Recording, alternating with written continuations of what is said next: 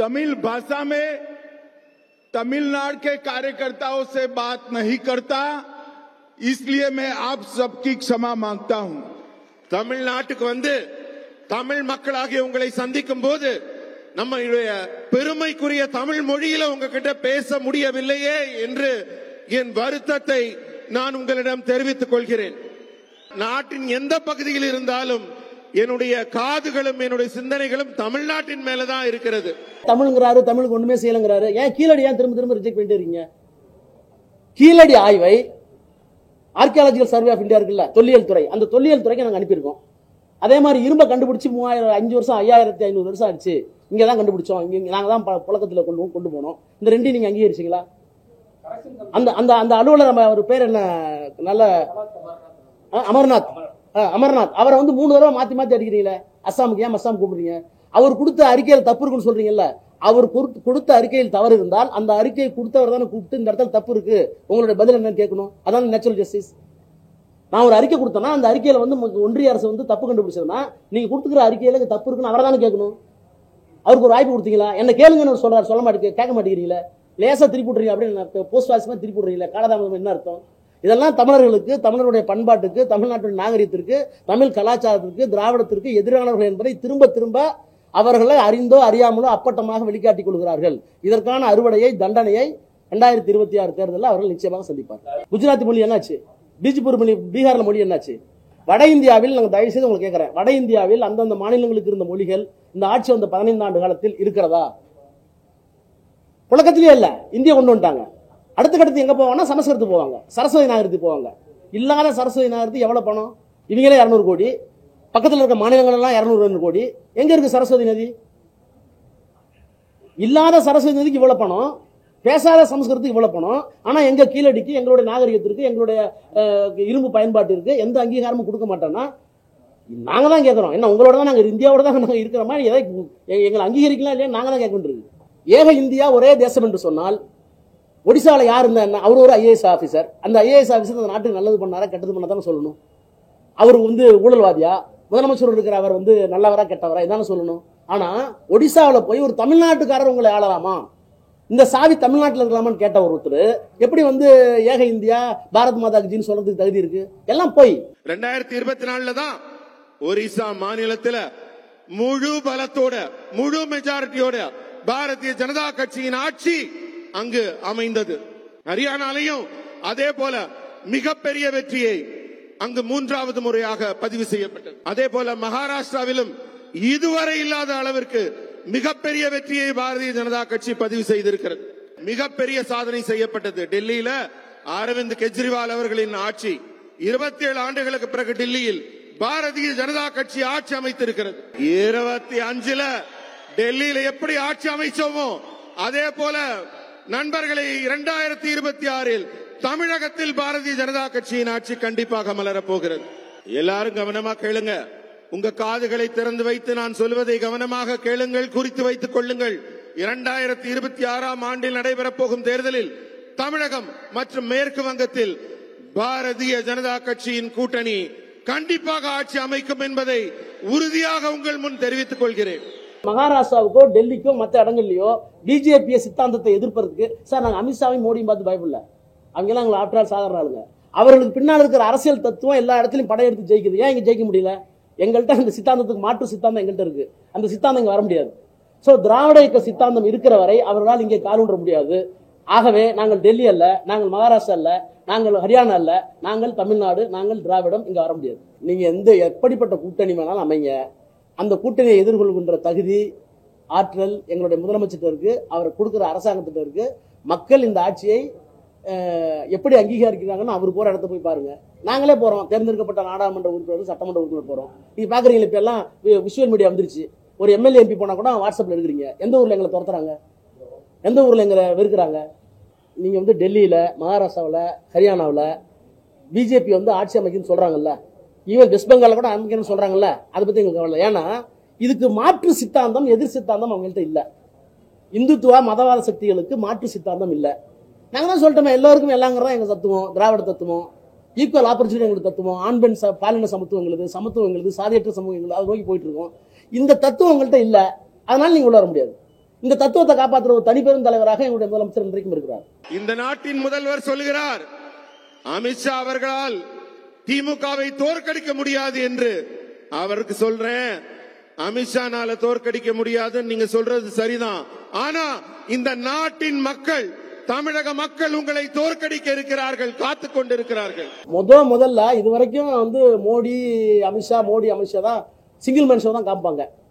தமிழ்நாட்டில் தான் முதல்ல he accepted the defeat.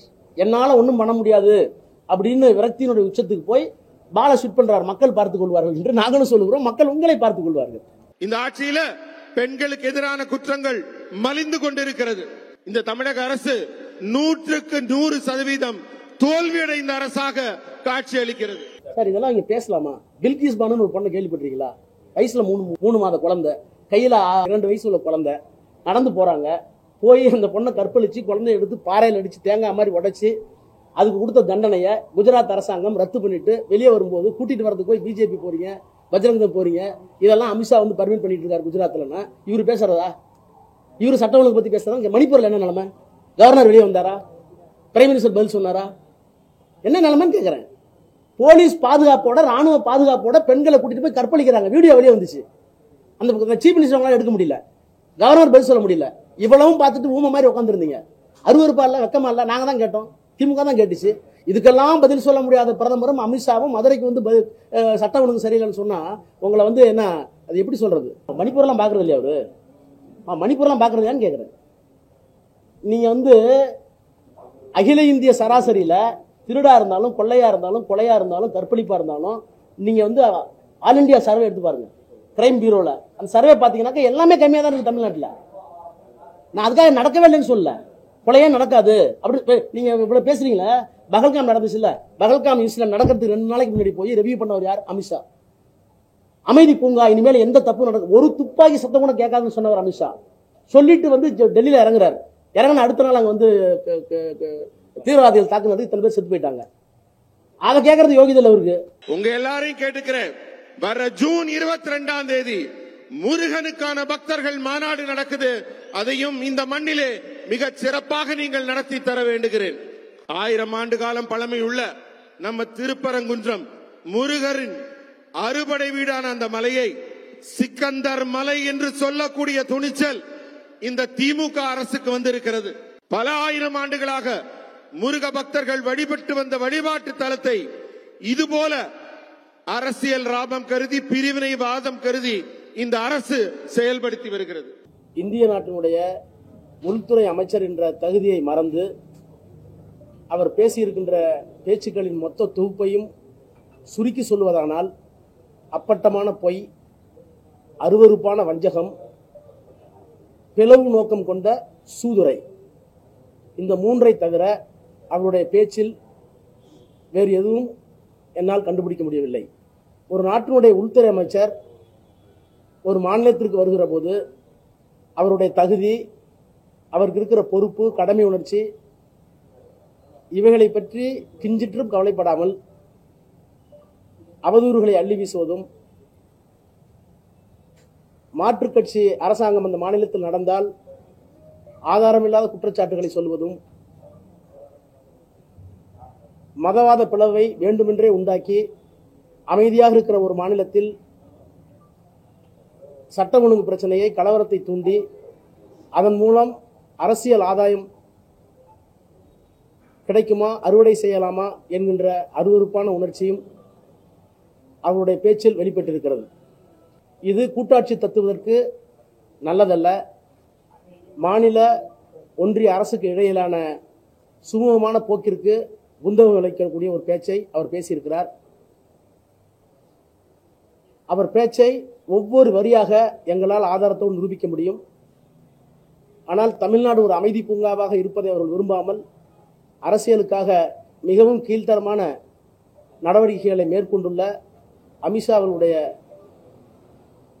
பேச்சை, போக்கை தமிழக மக்கள் ஒருபோதும் ஏற்க மாட்டார்கள். இந்த திமுகவின் ஆட்சி மத்திய அரசிலிருந்து மோடி அவர்கள் ஏழை மக்களுக்காக கொடுக்கும் பணத்தை கூட மக்களின் நலனுக்காக செலவிடாமல் அந்த பணத்தை எல்லாம் மடை மாற்றி அவர்களுக்கு கிடைக்க வேண்டிய நன்மைகளை கிடைக்காமல் செய்வதைத்தான் செய்து கொண்டிருக்கிறார்கள். இன்றைக்கு இந்த திமுக ஆட்சியில ஏழைகள் விலைவாசி ஏற்றத்தாலும் அவங்க வாழ்வாதாரங்களுக்கு ஏற்பட்டிருக்கும் அச்சத்தாலும் அவர்கள் வாழ முடியாத சூழலில், அவர்கள் மத்திய அரசின் திட்டங்கள் கிடைக்காத சூழலில் தவித்துக் கொண்டிருக்கிறார்கள். தமிழ்நாட்டுடைய முதலமைச்சர், திராவிட மாடல் ஆட்சியினுடைய நாயகர் மாண்புமிகு முதலமைச்சர் அவர்கள் தமிழ்நாட்டில் வளர்ச்சி திட்டங்கள், ஒன்றிய அரசினுடைய நிதி பல நேரங்களில் கிடைக்காவிட்டாலும் கூட அந்த நிதியும் மாநில நிதியிலிருந்து இழப்பீடு செய்து வளர்ச்சி திட்ட பணிகளை மிக விரைவாகவும் நல்ல முறையிலும் வழங்கி நடைமுறைப்படுத்துவதை செரிக்க முடியாத ஒன்றிய அரசும் பிஜேபி கட்சியும் அமித்ஷாவை வரவழைத்து இங்கே கொண்டு வந்து இப்படிப்பட்ட கேலி கூத்தான அருவருப்பான அரசியல் நாகரிகத்திற்கு புறம்பான காரியத்தை அரங்கேற்றிருக்கிறார்கள். அமித்ஷா என்ற தனி மனிதருக்காக மட்டுமல்ல, அவர் வகிக்கிற அந்த பதவிக்கும் இது அழகல்ல. இந்த அரசியல் சித்து விளையாட்டுகளை, அருவருப்பான போக்குகளை இத்தோடு அவர் நிறுத்திக் கொள்வது நல்லது. திமுக அரசு தேர்தல் நேரத்தில் மக்களுக்கெல்லாம் ஒரு வாக்குறுதி பட்டியல் கொடுக்கிறாங்க. ஆனா அந்த வாக்குறுதி பட்டியல்ல 10% கூட நிறைவேற்றவில்லை அவர்கள். ஆனால் 90% நிறைவேற்றியதாக அவர்கள் கூறிக்கொள்கிறார்கள். உங்களுக்கு தைரியம் இருந்தா உங்களுடைய தேர்தல் வாக்குறுதி பட்டியலை எடுத்துட்டு வாங்க, அதை பார்த்து சொல்லுங்க நீங்க எத்தனை வாக்குறுதிகளை நிறைவேற்றி இருக்கிறீர்கள் என்று. வாங்கன்னு கூப்பிடுறாங்க, நானும் கூப்பிடுறேன். நாங்க 98.5% நிறைவேற்றிட்டோம். நான் கூப்பிடுறேன், வாங்க, எங்க வச்சுக்கலாம், வாங்க. அரசு ஊழியர்களுக்கு ஓய்வூதிய திட்டம் மட்டும்தான் நிக்குது. அதுக்கும் ஒரு குழு போட்டிருக்காரு முதலமைச்சர். அதுல நிதி பற்றாக்குறை இருக்கு, அதை எப்படி செய்யலான்ட்டு 2 பேருக்கு காம்ப்ரமைஸா ஒரு டீம் போட்டிருக்கோம். அதான் ஒத்துக்கிறோம். அதை தவிர மீது என்ன செய்யல, சொல்லாதையும் செஞ்சிருக்கோம். நான் கூப்பிடுறேன், வர அவர் கூப்பிட வேணாம், நான் கூப்பிடுறேன், வாங்க. அமித்ஷா அவர்களே வாங்க, நான் தயார். டெல்லியில, சென்னையில, புவனேஸ்வரில, ஆனா தயவு பண்ணி ஹிந்தியில பேசாதீங்க, வாங்க.